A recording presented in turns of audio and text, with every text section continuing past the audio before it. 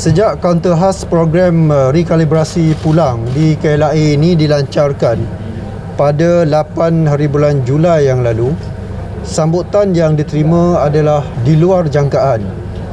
Jumlah parti yang pulang melalui kaunter khas KLIA ini sahaja sehingga 31 Julai ialah seramai 8,856 orang.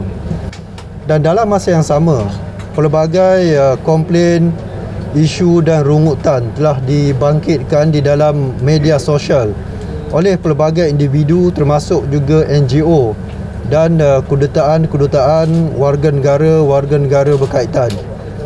Antara isu-isu yang dibangkitkan ialah yang pertama mengenai kesesakan sehingga menimbulkan ketidakselesaan kepada mereka. Tidak ada penjarakan sosial yang dilaksanakan semasa mereka menunggu.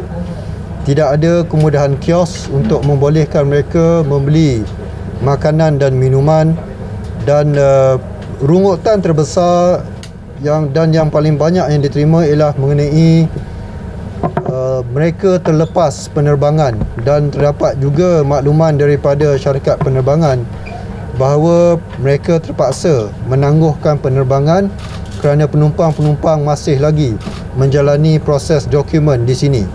Jabatan Imigresen dengan bantuan kerjasama daripada Malaysia Airport Berhad telah mengambil langkah segera bagi memperbaiki pengurusan program recap ini.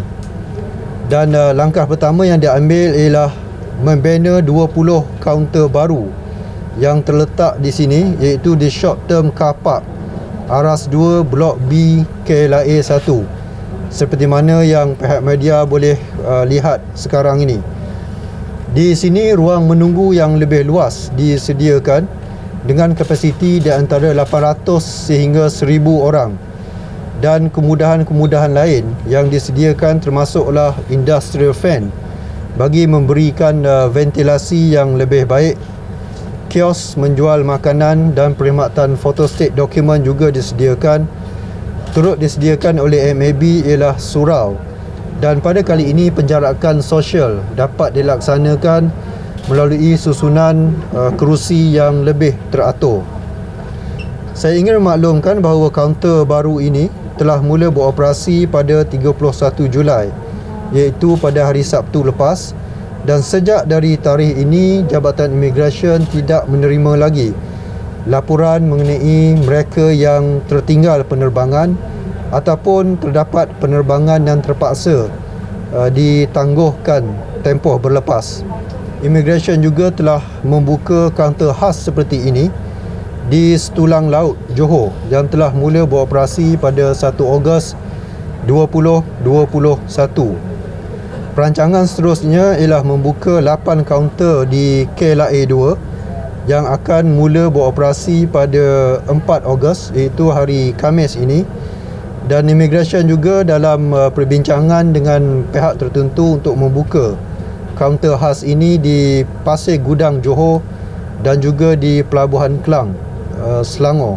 Dengan adanya kaunter di pintu-pintu masuk ini, mereka boleh terus datang ke sini dengan dokumen-dokumen yang telah ditetapkan tanpa perlu membuat temu janji terlebih dahulu.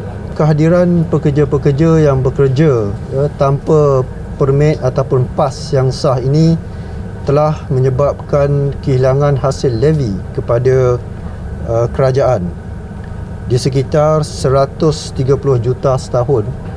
Kalau kita mengandaikan 50% daripada mereka bekerja di sektor pertanian yang mengenakan levy sebanyak RM640 seorang setahun, sementara 50% lagi kita andaikan bekerja di sektor perkilangan dan pembinaan yang mengenakan levy sebanyak RM1,850 setahun. Jadi sekiranya kita membuat pengiraan jumlah di antara 100 ke 130 juta ialah hasil yang gagal dikutip kerana mereka bekerja tanpa PLKS yang sah. Jadi oleh itu, Imigresen ingin menasihatkan kepada semua warga negara asing yang bekerja di negara ini tanpa dokumen, dan juga kepada majikan-majikan mereka supaya segera mengambil peluang daripada program rekalibrasi pulang dan rekalibrasi tenaga kerja yang sedang berjalan sekarang. Ini kerana immigration tidak akan bertolak ansur terhadap mereka yang melanggar akta dan peraturan-peraturan immigration. Tindakan tegas melalui operasi akan terus dilaksanakan dan mereka yang ditangkap bekerja secara tidak sah ini, sama ada pekerja ataupun majikan, akan dibawa ke muka pengadilan. Terima kasih.